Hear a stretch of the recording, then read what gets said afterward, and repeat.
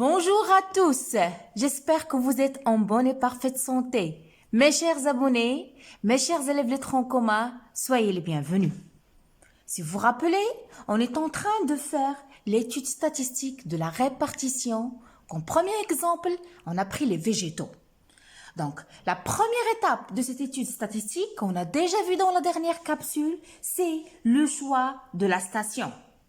On a vu que la station où on doit effectuer, où on doit réaliser nos relevés, ou bien où on doit réaliser les inventaires, il doit être une station homogène, c'est-à-dire une station qui sera située loin de la limite, loin des frontières de deux milieux différents, loin de l'Élysère. Ça, on a bien tiré ça au clair.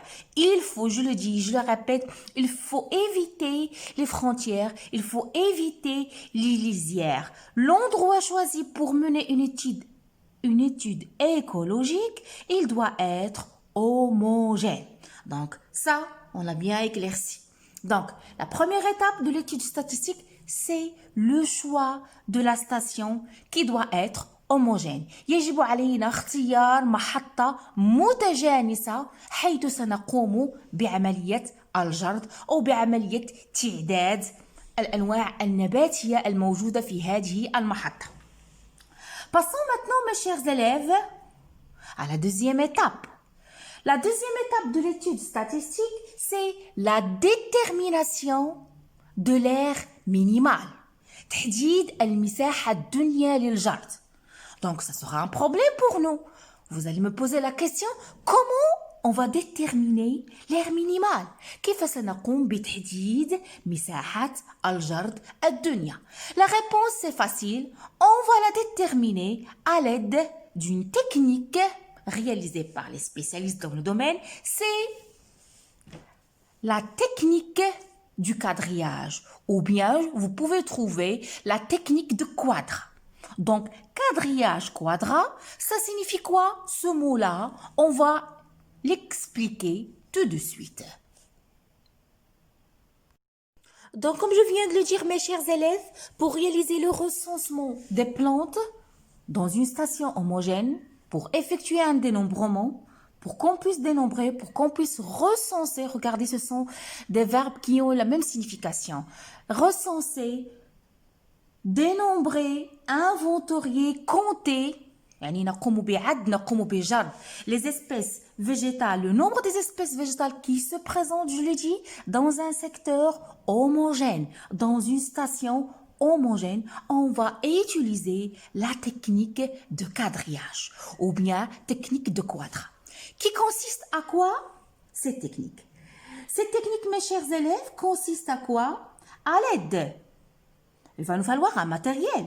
À l'aide de 4 piquets, regardez, des piquets, massamir, à l'aide de 4 piquets et d'une corde qui est graduée, comme vous voyez ici dans l'image.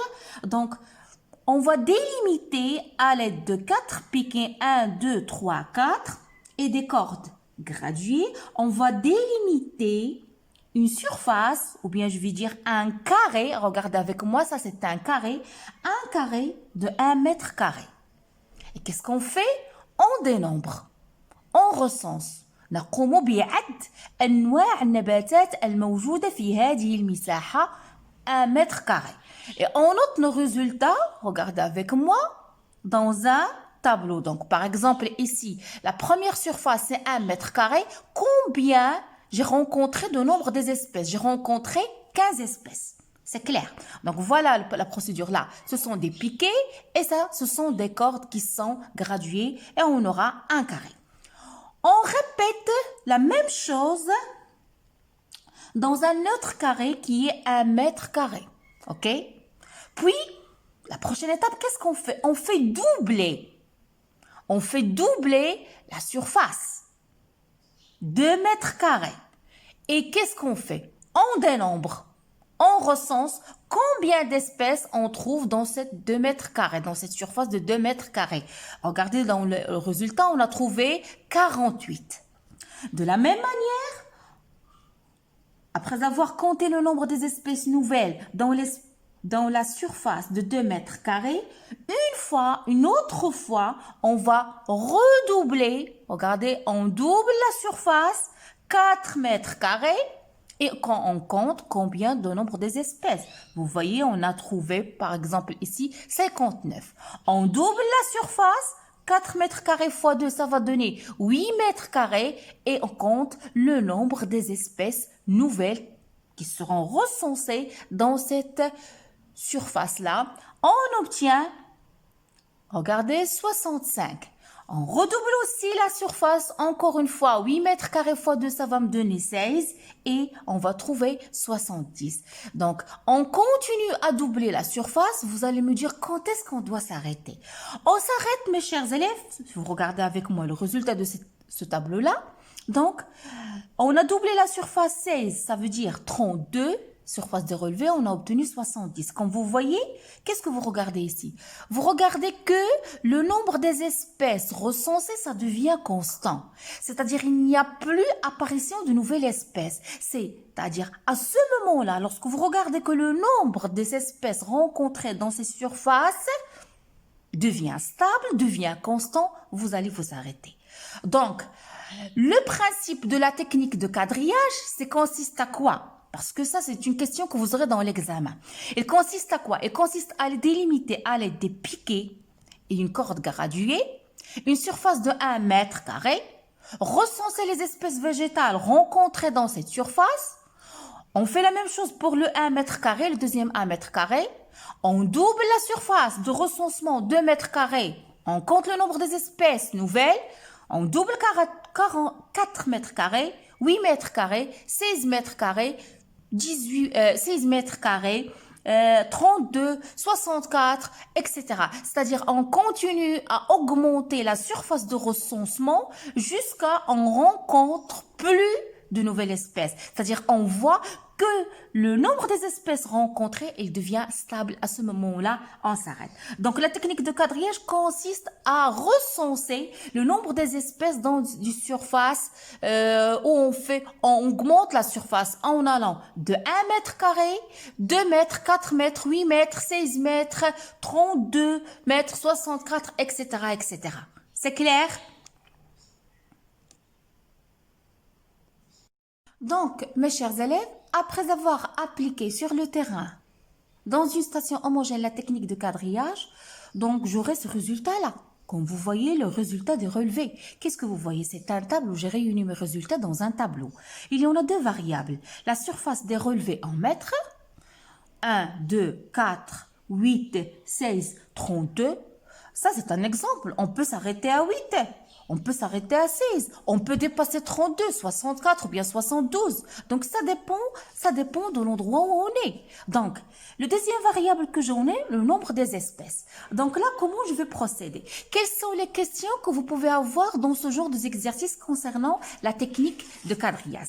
Parmi ces questions que vous pouvez trouver, que le prof peut vous donner dans l'examen, définir la technique de quadrillage. C'est une question de restitution de connaissances. Ils peuvent vous demander c'est quoi la technique de quadrillage. C'est facile, la réponse, vous devez lui répondre.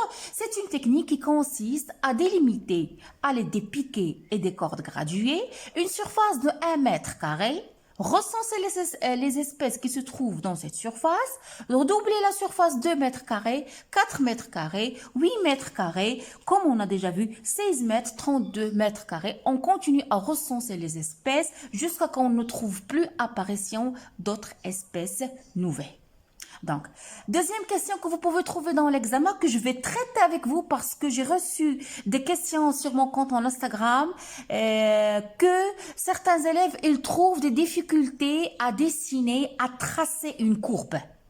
Là, je vais consacrer cette capsule pour vous montrer comment dessiner une courbe, la courbe de variation du nombre des espèces en fonction de l'aire du relevé, ou bien je peux dire, regardez, retenez bien, l'aire, le misaha. Le synonyme de l'aire, c'est la surface de l'inventaire. OK? Donc, ça, c'est la première tâche à faire. Je vais vous montrer comment tracer la courbe et aussi comment analyser cette courbe-là parce qu'il y en a aussi des élèves qui trouvent des difficultés concernant l'analyse et déterminer l'aire minimale. Comment on va déterminer l'aire minimale à partir de la courbe et quelle est sa définition. Donc ça, effectivement, vous aurez ce genre d'exercice, ce genre de questions à l'examen. Qu'est-ce que c'est la technique de quadrillage? Tracer la courbe, analyser la courbe, déterminer l'aire minimale et la définir. Allez-y, on attaque ça. Donc, mes chers élèves, voilà le tableau qu'on aura. Donc, je vais traduire ce tableau, je vais traduire ce tableau sous forme d'une courbe. Donc, lorsque je veux dessiner une courbe, il va me falloir de tracer l'axe des abscisses et l'axe des ordonnées. Donc, c'est la première étape que je vais faire avec vous. Donc, je vais tracer, donc j'espère que la photo elle est bien claire pour vous. Je vais tracer, voilà, mon axe des abscisses et محور الأفاصيل ومحور الأراتب. Et il y aura deux choses. Soit le professeur va vous faciliter la tâche, il va vous donner une échelle, يعني غادي يعطيكم سلم, ça sera mieux, ou bien il va vous laisser le choix de faire l'échelle que vous voulez. Moi, je vais vous faciliter la tâche, je vais vous dire, donc comme échelle, on va travailler 1 centimètre pour 2 mètres carrés de surface de relevé, ok? Et pour les espèces, 1 centimètre pour 10 espèces. Ok? Donc, certains élèves, ils confondent. Parce qu'on a deux variables. Regardez, on a la surface des relevés et on a le nombre des espèces. Ils ne savent pas où ils vont mettre la surface des relevés. Est-ce que sur l'axe des abscisses ou bien est-ce que sur l'axe des ordonnées? La même chose pour le nombre des espèces. Où ils vont mettre le nombre des espèces? Est-ce que sur l'axe des abscisses, ou bien des ordonnées? Là, vous allez regarder la question. La question, le prof va vous demander tracer la courbe de variation du nombre des espèces en fonction de l'aire du relevé. En fonction. Donc, retenez cette règle-là. Ce qui vient en fonction, c'est après le mot fonction, c'est l'aire du relevé. Donc, où on va mettre l'aire du relevé? On va mettre l'aire du relevé ou bien la surface de relevé sur l'axe des abscisses, sur X. Et le nombre des espèces,